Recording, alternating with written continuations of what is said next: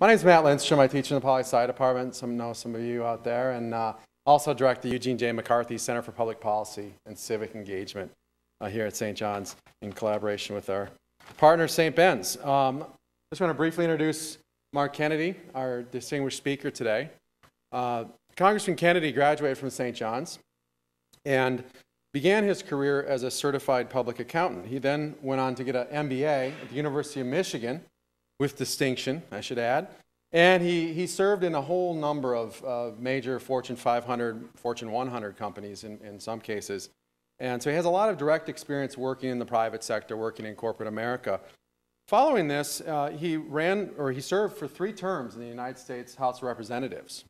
And so those types of insights and experiences we'll benefit from tonight, hearing a little bit about that and then his insights into the elections and moving on.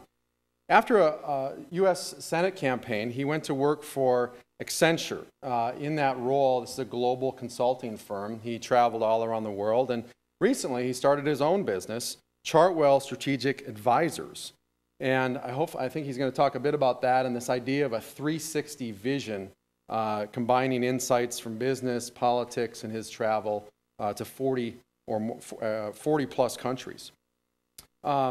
While he was in Congress, he was known as a reformer, worked across the aisle on a number of occasions, and about 5 years ago or so, we began, 4 or 5 years ago, I guess, we began conversations about what we could do at St. John's, St. Ben's to build in some more intellectual diversities, particularly, frankly, add some more conservative voices on campus.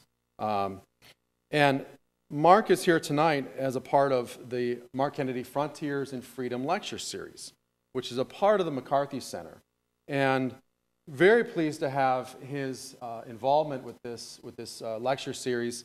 It's deeply important for your intellectual curiosity and knowledge of all the different ideas that are out there, particularly related to economic freedom and religious freedom. The reason we started this lecture series is, and I'm going to quote Congressman Kennedy here, is to add real intellectual diversity to the McCarthy Center and the campuses, to ensure that you hear both sides, and so you can critically evaluate the choices that we face and the challenges we face. It's a great honor to have gotten to know Mark Kennedy over the years, and his wife Debbie's here as well. He's a great friend, he's a great mentor, he's a very, very important resource for these schools. And you saw how he interacted with you before the talk. It's very accessible, enjoyable, insightful, and we're very pleased to have you here today, Congressman. So thank you very much. Thank you, Matt. Thank you, Matt. Thank you. It is good to be back at St. John's, and as Matt says, not only am I an alum, a first-generation college grad, but I have 3 brothers and 3 sisters and 3 sister-in-laws and many others, including a couple here at St. John's, St. Ben's. So we're very attached to the university. Congratulations on making a wise choice in being here. We've got a lot to talk about, but I want to get a couple of key ideas in your mind that are important for whether or not you and your generation are going to enjoy the same kind of American dream that my generation had. Whether you are going to be able to enjoy a better life than your parents is really in question in a lot of people's minds right now. And I'm going to tell you that the 2 things you need to know in order to be able to make sure that happens is purple and people power. So we're going to talk about purple and people power, and then we'll come back to whatever questions you might have. Now, I know what you're thinking. You're thinking to yourself, purple, this guy must be talking about the Vikings. And I'll tell you, yes, I am a big Viking fan, but have you seen the way they've been playing recently? And why would you take an example, a team that's lost 4 Super Bowls? So no, we're not talking about the Vikings. We're not talking about the gridiron. We're talking about gridlock. And if you'll look at the gridlock we've had in Washington today, it's endemic too often in democracies, where you have the conservative red-blue and the conservative red with the liberal blue just pounding it out at the 50-yard line and not getting anything done. If you'll go back to your kindergarten days, you'll remember that purple is the color you get when you mix red and blue together. And that's what we're talking about, getting enough agreement such that we can solve the big challenges that we face. America desperately wants purple. They thought they were getting purple with Obama. You know, we're not red states and blue states, we're the United States. But in the end, America had been fooled because Obama is not just purple, he's deep purple. And the only thing purple, frankly, about Obama has been the opposition to his initiatives. All the reds and a good share of the blues opposing a stimulus bill that did not stimulate and health care reform that did not reform. So we as conservatives have been focused on trying to stop bad blue ideas for the last couple of years. But we need to move beyond that and have a positive agenda that'll get something done. And I'm telling you that the only thing that sort of glues together a conservative coalition big enough to govern is fiscal discipline. And the big challenge for conservatives will be how we can address the wants and needs of Americans and at the same time figure out a way to bring down this deficit and the debt that we face. Because frankly, that's going to be difficult. We face a tidal wave of entitlements, of health care and retirement security that's going to wash us over. And we need to do a little bit more of jumping across the pool. And if we can't get across just a little stream like that, we're not going to be able to keep that avalanche of water from drowning us. Just because Greece was the first democracy doesn't mean we in America need to follow them into bankruptcy. And drowning, if you think of your parents, how many of you have had your parents that have put a hand over your shoulder and given you some advice about how you should live now that you're leaving the home, about balancing your checkbook, not overdrawing, not spending more than you can make, and not spending more than you have in your checkbook? All those pieces of advice your parents gave you, they're not listening to. Because they're frankly on champagne and caviar and steaks and sending you the bill. And that's really what's going on right now. They're not listening to one of our founding fathers, Thomas Jefferson, who said, "It is incumbent on every generation to pay its own debt as it goes." They and our generation have not only spent your money, but they're spending your kids' money as well. And this is resulting in you drowning in debt. And drowning you and your generation in debt is not consistent with American values. It's going to limit the kind of future your generation and our generation is going to have. And if we go too far, it's going to limit the ability for America to provide the kind of leadership that the world has so desperately needed in the past and will need in the future. So the message that you need to bring home is tell your parents, stop mortgaging my future. That has got to be your focus. You know, otherwise you're just going to have to buy timberlands because you're not ever going to be able to retire. I guess that's the solution. But if you look at it, in New York, this says that the family share of debt is $115,000, but in reality it's worse than that. Because if you look at the unfunded liability for Medicare, Medicaid, and Social Security, the average debt per individual today is $200,000. And it's on autopilot. So if we don't change it and let it keep going, it'll be about $400,000 within the next decade or two. And if you combine that to an average family of four, that's about $1.5 million that the government has seen fit to borrow on your behalf per family. Now, what could your family buy with $1.5 million? Pretty nice home, or you could buy a BMW nearly every week for the next year. Or you could buy an iPad every 3 hours for the next year. Or every couple of minutes you could buy a pint of Haagen-Dazs for the next year. That would be a lot of flavors of Haagen-Dazs, more flavors than I can imagine. But if I were starting to imagine flavors of Haagen-Dazs, I'm not sure green tea would be one of them. And if you look at that, this is what we need to address. The debt that's on autopilot means it's going to go on unless we do something about it. Unless we figure out a way that we can get past the gridlock to get enough agreement between red and blue to frankly put you and your generation in the pilot seat so that you can steer the country towards a better future. So I'm going to help you figure out how do you find that path to what I call purple people power. And we're going to go through a few steps, and in the end, hopefully I'm going to have the solution that you can paint a brighter future for you and your generations than I've painted for you right now. First is wide angle is required to see purple. You know, if you think about it, if you're only seeing red and you're only seeing blue, you're not going to see purple. So you need to have more than just the details. Details are important, and I like to take a lot of pictures, and anytime you see something with a label from where it's from is a picture I've taken. But sometimes when you're too detailed, you miss the big picture. Let me just give you an example. How many of you have seen this movie here? We have a few that's seen the movie. Is there we have any conservatives here in the audience or not? Okay, we got a couple. But if you look at this movie, if you've heard about it, Michael Moore ambushed me coming across from a vote. So if you go under the website of Fahrenheit 9/11 and click on trailer, this is what you'll see. So not only was I in this movie that was a big hit back in the last presidential election before Obama, but I was in the trailer and in the front cover of the trailer. And does anybody know what Michael Moore asked me in the movie?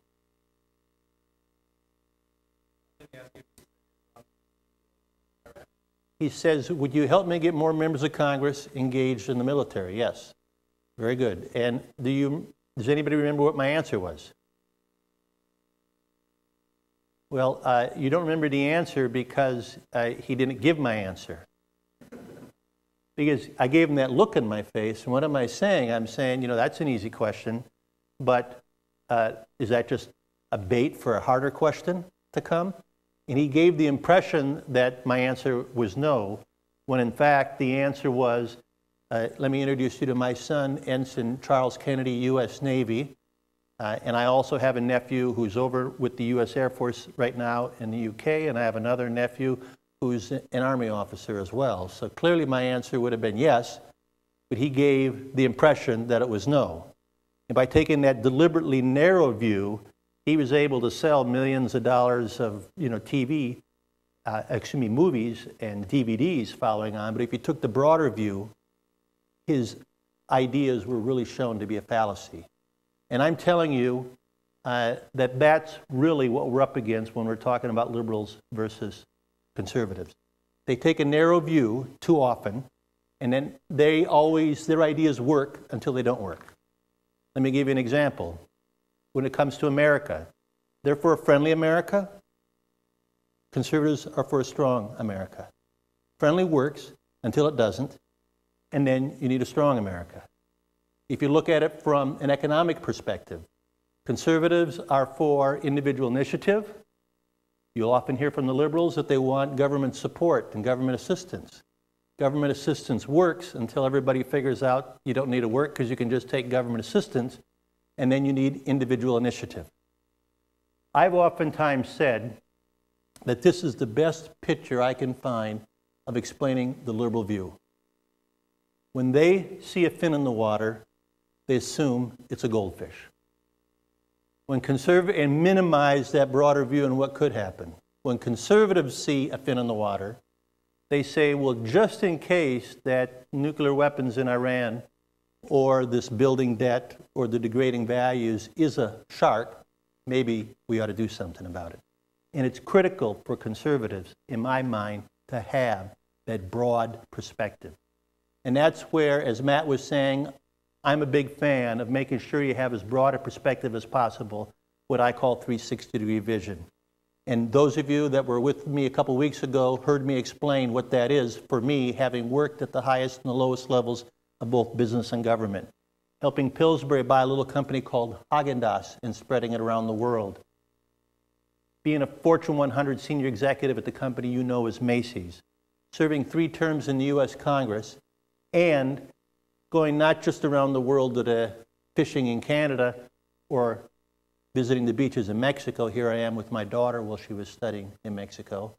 But also visiting with the leaders, the business leaders. Here was 3M in Shanghai, with Deloitte in Dubai, and with the political leaders. Here with President Assad in Syria, with the late Prime Minister Ariel Sharon in Israel, and with King Fisher in India.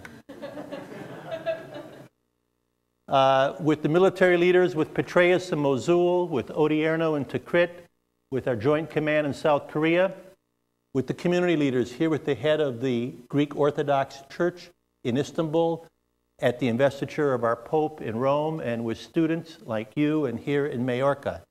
And I call that combination of that business vision with the political vision, with the global vision, 360-degree vision. And when you fuse them all together, you really get better insights. And as you think about your career into the future, I'd encourage you to try to develop all three of those views and fuse them together as well. Secondly, principles are purple. I'm not here to tell you that you shouldn't be conservative, you shouldn't be liberal. I'm here to tell you, be what you are, but be true to it. You're going to have to put up a little flack and a couple of waves coming up against you if you are strong in your convictions. And I'd be the last person to tell you that you should necessarily back away from those. When I ran for U.S. Senate in 2006, I was the only U.S. Senate candidate to run an ad on the war in Iraq. And I lost, but so did 8 or 9 other incumbent senators. But having stood for my convictions, I got praise from all sides. If we look here at Fox News. Some Republicans, even though in their difficult position, are running ads, well, with a different take on the war from those who seem to be distancing themselves from the president. Here's one from Mark Kennedy. None of us like war, and we've made some mistakes in Iraq. We're facing an enemy that must be defeated. Leaving Iraq now will create a breeding ground for new attacks on America. That's the harsh reality. My opponent says the answer is diplomacy, but you can't negotiate with people who want to kill you. I'm Mark Kennedy. Securing the peace is a lot harder than wishing for it. Fred, that's a pretty bold ad in the middle of a war that's pretty unpopular. Yeah, bold but smart. And here's another guy you might recognize. You're speaking out the issues, you're saying the truth, and nobody wants to hear this. Why is it that nobody wants to hear it? What is it going to take for people to wake up and start listening to this stuff? Well, you know, it's a grave concern because this is not about politics for me. It's a matter of principle. We cannot allow Iraq to become a sanctuary for terrorists to regroup and attack America again. We can't give them that oil revenue. We can't strengthen Iran's hand. And now that we've heard from the right, let's hear from the left.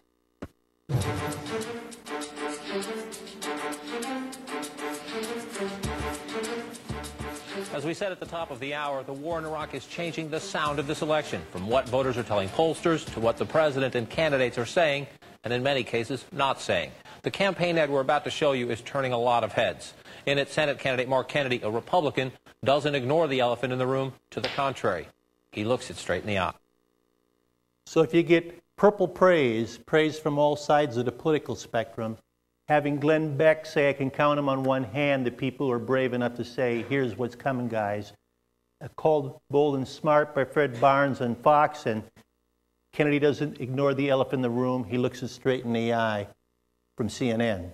So I'm not here to tell you to not stand for your convictions. I'm telling you to do that.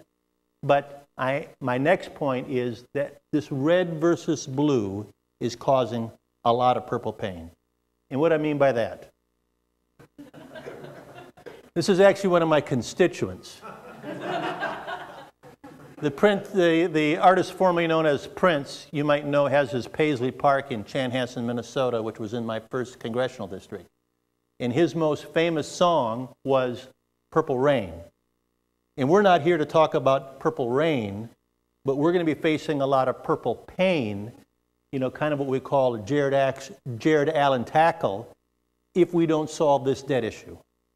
Now, I know this is a shocker. We have somebody here from Wisconsin, but, you know, the biggest competition is not necessarily between the Vikings and Packers, although that's important. The biggest competition, frankly, is between those who believe in an authoritarian approach towards government and those who believe in a bottoms-up democratic individualist control of government.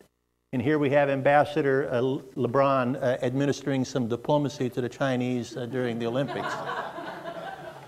But the battle is not, and the venue is not necessarily on the basketball court. The venue is in public opinion. And when I grew up, America was the place everybody tried to emulate. And after the wall came down in Berlin, everybody tried to flock to our democratic approach, to our capitalist approach. But if you look at today, a recent poll done by Pew Charitable Trust said that majorities or pluralities in most countries are uncomfortable with the American approach towards democracy. And that's not good for America, that's not good for them, that's not good for the world. And why is that? And let me just give you some examples to give you a view as to why people are thinking that. This is going to be pulling in, again, a political and a global view by telling you in Shanghai, this is what Shanghai looked like in 1990. It was soybean fields. And then the Chinese government said, we're going to build a Manhattan here. And by 1997, that's what it looked like, and that's one of the more recent pictures I've taken. They basically built a Manhattan in a decade. Then you look at the comparison to see what kind of lessons we can learn from America, and you go over to India. And you go to India, and you have to be bullish to really believe that democratic India can keep up with authoritarian China. I was talking to an American investment banker over in China, and he says, you know, America or India could have never built that Pudong region in a decade like China did. And it's, you know, we believe in freedom of religion. If India wants to let the cows go wherever, they ought to be able to do that. But I'm telling you, the cows have the same kind of problem that the Indian democracy has, not being able to reach any kind of conclusion. Some of them think that they ought to focus on sweets and go to Agarwal Sweets. Some of them prefer to go towards luxury and go to Dior. But for the most part, they're just in the middle of the road, gridlock, not being able to go to one side or the other. And that kind of an approach in government just doesn't work and doesn't have much appeal to most people. Let me give you an example of how that's come down. In Hong Kong recently, there was a couple of democratic activists that resigned their position in the parliament there in Hong Kong to protest and say we wanted to give the people a chance to express their support for democracy. And they said, if we get 25% of the people voting in the election in Hong Kong, that will be a reaffirmation of democracy. Well, 25% really isn't a landslide. But in the end, only 15% of the people came out to vote for them. And why was there only 15%? Because as they're looking around, they're listening to what Deng said. I don't care if it's a black cat or a white cat, so long as it can catch mice, it's a good cat. Deng being one of the Chinese premiers.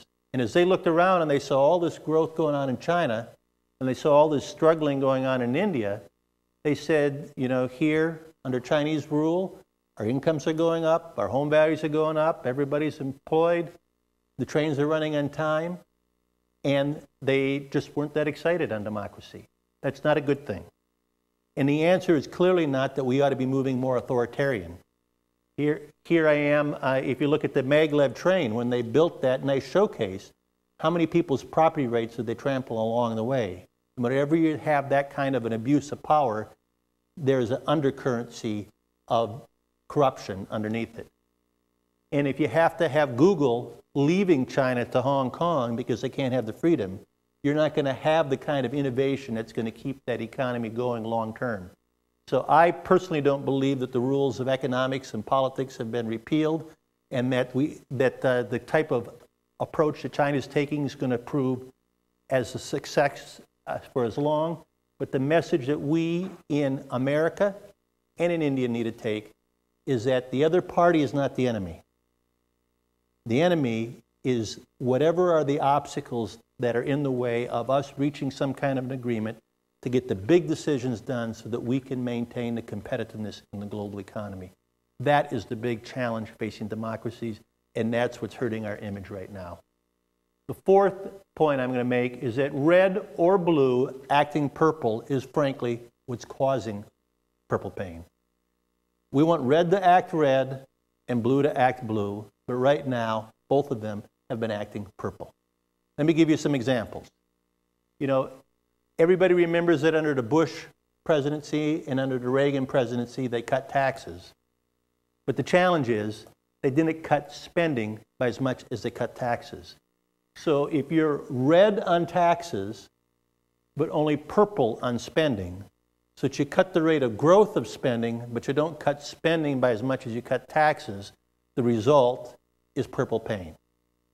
And as we've seen from the Democrats for the last couple of years, they are blue on spending. They know how to spend. And they've been spending, like it's going out of style. But then when it comes to taxes, they'll raise taxes, yes, or let them go up, but they won't raise taxes as much as they're raising spending. And you get purple pain. So both parties' behavior over the last several decades has been contributing to this. This is a graph that if you look on the left, during my 6 years in Congress, when we were getting heavily criticized for spending too much, and I agree, that was the most we had in 6 years in Congress. The one in the middle is when I left in 2006. The one on the right is what the federal government had for a deficit in 2009. And yes, we're in the middle of recession, but if you look at the budget that Obama most recently put out, even when we come out and we have the recovery, the amount of deficit never gets as low as the highest amount during my 6 years in Congress, and that is just unsustainable. Fifth, red and blue, this is light blue, is what we get the purple progress. And we're going to give you a couple of examples. Football.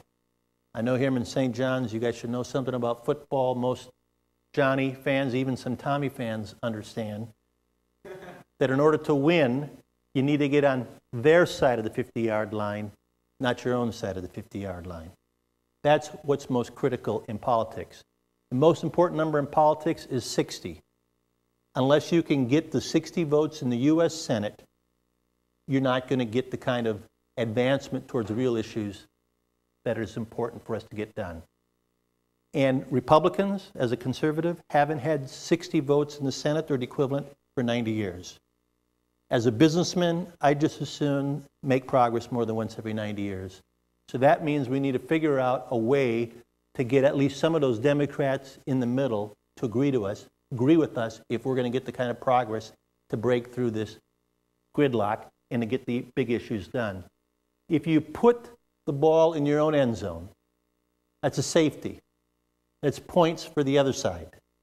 And frankly, that's what the Democrats did on health care and stimulus and so many other things. And what happened November 2nd?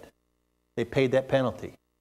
The challenge is, if Republicans get back in and do the same thing and down the ball on their own side, a few years later, they're going to face the same penalty from the electorate. So the focus has to be on moving that ball to the other team's 40-yard line.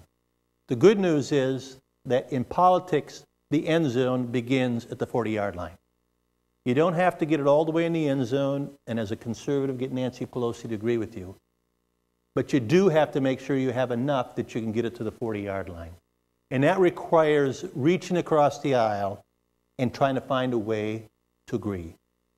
During my time in Congress, I always tried to get to know every Democrat, and I took the approach that we may disagree on 99 out of 100 issues, but we could work together on that one issue. And that's where I partnered with 20 different Democrats to lead bills. Over half the Democrats in Congress supported one of my bills. And one of the Democrats I partnered with was my colleague then, Obama's former chief of staff, Rahm Emanuel. So you have to look for those items. You don't have to agree with them on everything, but you have to find where you can agree with them on. So that is what I mean by purple. We've got to get the 60 votes in the Senate.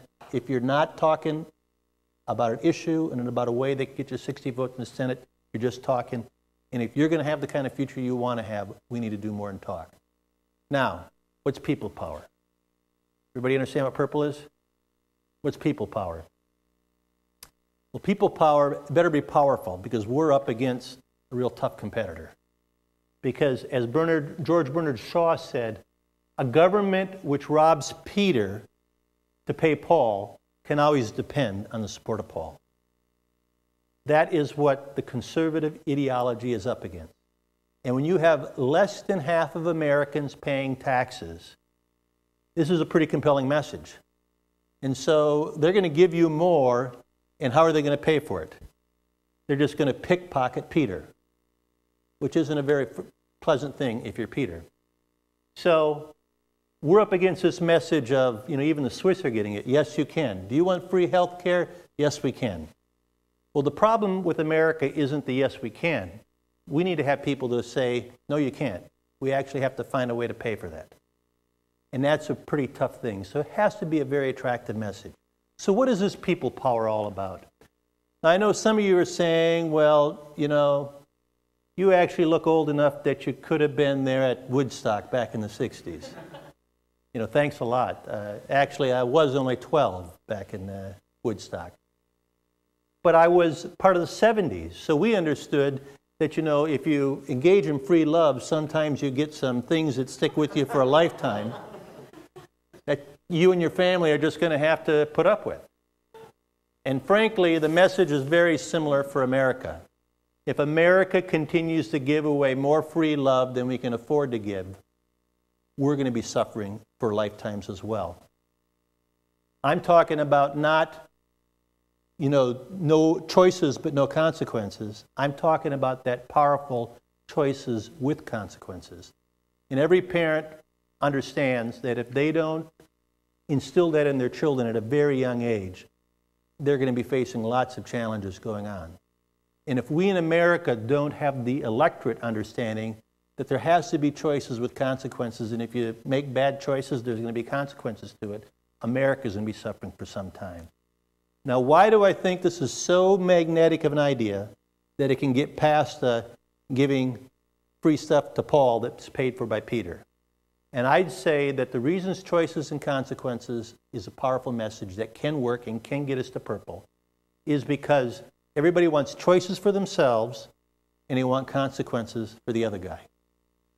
Let's go through that and talk about an example. How about we start with music? When I was young, if I wanted to listen to one of my favorite songs, I'd have to twist the dial and try to find one of the stations that might play one of the songs I'd like, in the next couple of hours.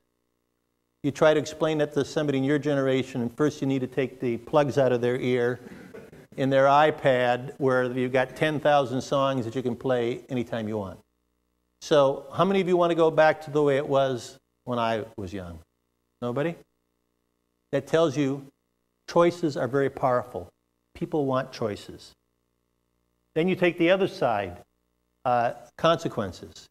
Everybody wants consequences for the other guy. As Ivan Ball said, most of us can read the writing on the wall. We just assume it's addressed to someone else. Now, you might say this really isn't altruistic, but if the result is that those that are doing the right things are getting rewarded and those that aren't are facing consequences, that's the kind of outcome that we frankly need to have. Let's go through an example of where can government find an example about how to have these choices with consequences. And the good news is they don't need to go very far because it's in business. If you look at about anything that's made in the marketplace, you are getting more. That's what Blue wants. Blue wants more benefits, more services, more everything at a lower cost, what the red wants. So this more for less is the kind of purple progress that business is exhibiting all across the spectrum. If you look at your iPad or your BlackBerry or whatever you have, there is more that you can do with that at a lower cost than there was a year or two ago. And that's the case in just about every product available through the marketplace. You don't get up in the morning and say, I really wish we had more choices in pizza. Or say, I'm really not getting enough varieties of sweaters to choose for my dog. We have an endless array of just about every product made. The only exception, of course, is that my daughters say there are just not enough choices in shoes. But I frankly think, 30 pairs, is enough to have for shoes. But if you look at where we don't have the kind of value for money that we'd like to have, it's in education, unless you go into a highbrow school in Hong Kong or in healthcare. And yes, stormtroopers need healthcare too, And it's in this area that we face the challenge, because I will agree with Obama on this when he said that healthcare is our deficit issue. There's nothing else that even comes close. The big challenge, though, is whether you're looking at public or private studies of the healthcare reform past, all of them will tell you it's only going to cost more. And you couldn't expect anything different. Because you don't get healthcare under control unless you tap that power of choices and consequences. You don't get it by transferring payment responsibility from one third-party insurance companies to another third-party government. You get it by putting people and families with choices and consequences on healthcare. And if you don't believe that, just look at the difference in consumption patterns if you're at a free bar at a wedding party versus they're having to pay for it themselves. Choices with consequences does make a difference. Let me give you a couple examples as to how this has worked. In our own state of Minnesota, we recently put in place for healthcare that there are some providers that are lower quality, higher cost, and some that are higher cost, lower quality. You can choose any one you want, but if you're going to use the higher cost, you're going to pay more. And as a result of that being in Minnesota, our state healthcare costs have been flat where everybody else has been going up. Another example in business is there's a large grocery store chain called Safeway. And they said in their studies, 70% of healthcare costs are determined by behavior, and a couple of behaviors. So they said, we're going to give an incentive for those that are behaving in the right way. If they're not smoking, if they're watching their weight, and if they're eating more fruits and vegetables and less double bacon, crispy. Does that look good or what? And of course, if you're exercising, if you're realizing that if you buy Retones by Reebok, you're going to stay toned. Now, why is this guy not paying attention to the message of what Retone can do for you?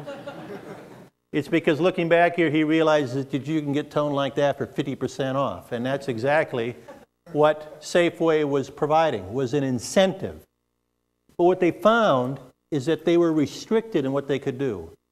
And they found, based on the restrictions that government has in place on health care, which is still in place today, that not only does it not provide an incentive for you to do the right thing, but it requires them to charge more to those that aren't smoking and subsidize those who are smoking. This young lady who's not smoking shouldn't be smiling. She's having to pay extra so her friend can smoke. Or charge more to those that are slim and trim and subsidize those that just dream about it instead of those that actually are slim and trim. And it actually requires them to charge more to those who eat like a bird to subsidize those who eat like a bird. No wonder our friend is so happy with the Obama approach that subsidizes bad behaviors. So what we need to do is we need to realize that if we actually embrace these choices with consequences, that could be the number one thing that could start bringing healthcare costs down, which is the number one thing that could start erasing the debt, which is the number one thing that's going to prevent you from having the kind of future you want to have. We have to go back to that dang saying, we don't care if it's a white cat or a black cat so long as it can catch mice. And choices with consequences throughout business and every other category has shown that it can give you better benefits at a lower cost, and we need to find a way to put that into our services that are provided by governments. So you say, as you can see, there's been a purple thread going through all of this, and you might say this all sounds kind of new to me. But I'm telling you that America was founded on purple. And let me give you an example. Every time I give people a tour to Capitol, I always take them in front of this Trumbull painting of the signing of the presentation of the Declaration of Independence by the committee. And I asked the people, now, can you see anything unusual here? Anybody know what it is? If you look close in the picture, you see that Jefferson is reaching over and stepping on Adams' toe. And why is that the case? Is it because Adams and Jefferson started our two-party system? And they were bitter enemies. They fought against each other all the time. Jefferson funded scurrilous pamphlets to be spread against Adams during his campaign for president. But in the end, even though they disagreed with each other, they figured out a way to initiate Purple People Power. If you look at it, they gave you life, liberty, and the pursuit, the opportunity for happiness, not a guarantee of happiness, which is basically what Choices and Consequences is. And we need to figure out a way, despite all of our agreements, to do those same types of things. We need to follow what Pepsi has to say. Not just vote today, but Choices and Consequences is giving individuals those ability to vote each and every day. If you want to smoke, that's fine. There's consequences for it. If you want to not pay attention to what you're eating and let your cholesterol go through the roof without controlling it, that's fine. It's going to cost you more. We need to have that kind of thing to get healthcare costs under control. And we need to do what another Irishman who loves purple, said when he said, the world wants to believe in America again because the world needs to believe in America again. We need your idea at a time when the rest of the world is running out of them. We need to embrace the same kind of Purple People Power that they did with our Declaration of Independence to give the world the example of how it can be done. That's the challenge for your generation. That will be the pivotal challenge that determines the life you have. I very much encourage you to embrace Purple People Power. Thank you.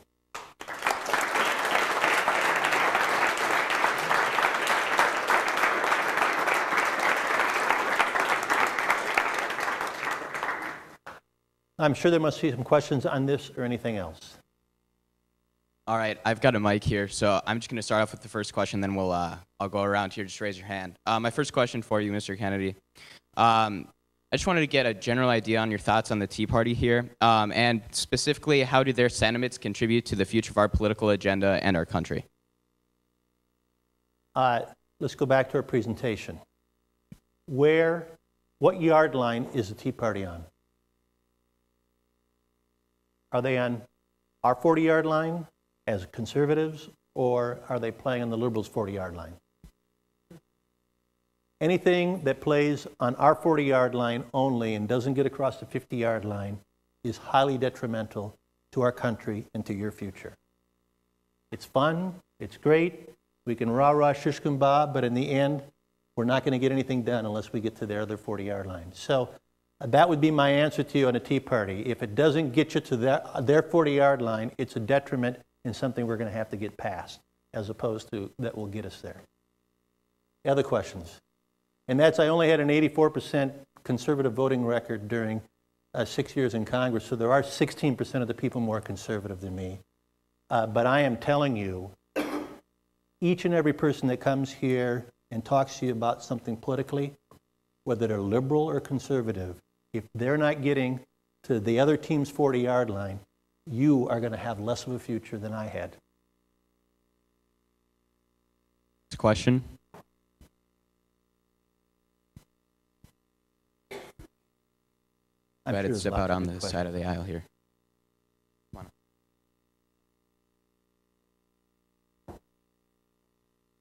Mr. Kennedy, thanks for your presentation, first of all. As Obama now in South Korea attending the G20 summit, and the Federal Reserve recently just passed the bill to purchase the 600 billion securities. U.S. is now trying to, U.S. as your last point states, America really is trying to exemplify to the world how the economy should be recovered in the future.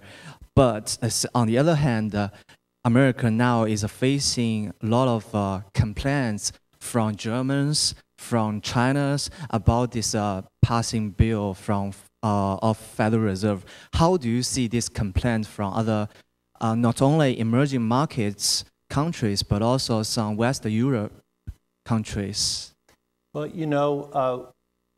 what's the next 2 years going to be like? Let me come back to what they call QE2, quantitative easing 2, because that's a very important issue, and you ought to try to understand it. But let me come at it from a bigger perspective, because the real question right now is anything going to happen? Did anybody hear a message coming out of this election? Is Obama going to be a Clinton, is the number one question you get. Is he going to move to the middle, figure out a way to work with the Republicans, or are they just going to get nothing done for the next couple of years? And this is going to come back to QE2 in just a second. Because if you look at it, I was to 19 countries during the election, many of them several times, to London 4 times.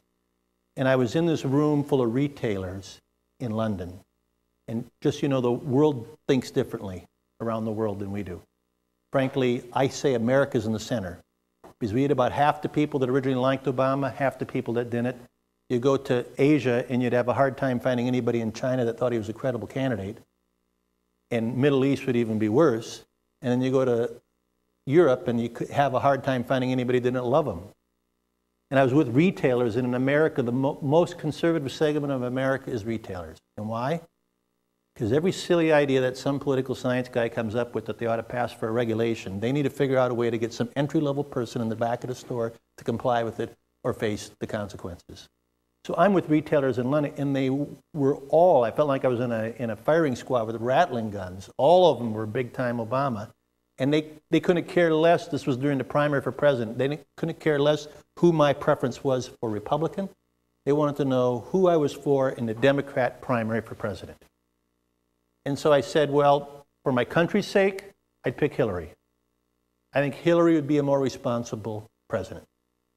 And they didn't like that answer, because they were all for Obama. I says, well, selfishly, this is in the spring of 2000, spring of 2008, I said, selfishly, I'd prefer Obama, because no one is going to turn this country to a conservative nation quicker than an Obama presidency. And he didn't like that answer, of course. So I explained to him, I says, why that is. I says, because if he was an FDR liberal, running as an FDR liberal, he'd have staying power. If he was a Bill Clinton centrist, running as a Bill Clinton centrist, he would have staying power. But he was an FDR liberal, running as a neither red state nor blue state, United States. He was running as a Clinton moderate, and he wasn't. And when you're not who you say you are, people are going to sooner or later find that out, as they did, and react negatively against that. So the big lesson for Obama coming out of this election is stop being somebody you're not. If you say you're going to be a moderate and you're going to work with the other side and be purple, do it. And if you go through the list, this is just one of them right now. This is about the most embarrassing time for you to be an American, because we've gone from the apology tour to the whining tour. We're whining about the Chinese currency. And what are we whining about? That they're devaluing their currency. That their currency should be appreciated more, that they're adjusting their currency. What are we doing? What happens when you let the printing presses for money go?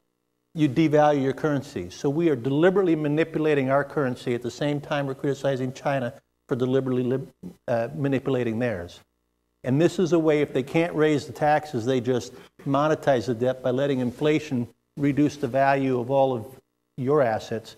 At the same time, they're reducing the value of the debt. So it's a backdoor tax increase. At the same time, they go to India and chastise them that they're not being tough enough with Myanmar, Burma.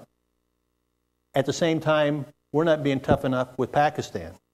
They're complaining about Germany exporting, having too much of a surplus, when we're doing nothing about our own fiscal deficit.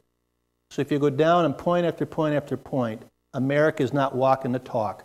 Everything we say, we're doing the opposite. And the world needs a credible leader, and it needs somebody that isn't just complaining about everybody else, but is looking back at our own problems and saying, we have a huge deficit. We have huge debt. We need to do more than just talk about that. We need to do something about that. So quantitative easing is not going to really do anything for the economy. It's not that we don't have enough liquidity out there. It's going to only probably hurt the inflation long term, and it certainly, I think, hurts our credibility in the world.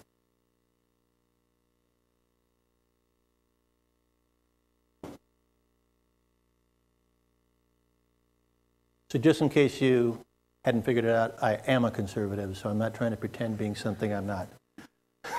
What's one of the best ways to combat authoritarianism? In your example, you'd spoken about China. In that example, as we as Americans, should we show the Chinese how powerful being purple in a democracy can be? That would be a great way of doing it. If we can figure out a way to come together. You have to figure out ways to come together, and there's a number of things underlying this bitter division that we need to try to figure out some ways to solve. 2 or 3 of those is one of those is redistricting. Not in Minnesota, but most states around the world, when they get to redistricting, the Democrats and the Republicans get together and they carve up the state and they have safe Democrat seats and safe Republican seats. So they're only worried about a primary back home, not about a general. The more congressional elections where the general election is the key as opposed to the primary, the more likely we're going to be able to get purple. Another thing you need is people that are deal makers. You guys may not like deals, but you need to make deals. And you might know that Ted Kennedy and I agree on just about nothing, but I can say positive about Ted Kennedy is he was a deal maker. And the definition of a deal maker that you critically need to get to purple is somebody who's unquestioned in their own half of the world. And so that they can reach out across the aisle and figure out a way that we can move the ball down to court. And so when Ted Kennedy and Bush came together on health care, those are the types of examples you need. And frankly, right now, I'm not sure we have those kind of deal makers. So the best thing we can do is show them how we can come together for the greater good and get done what needs to get done. And in my mind, the most important thing that we need to do is on getting our fiscal house in order. Other questions? There's got to be more questions than that out there. Have I got you? Go ahead.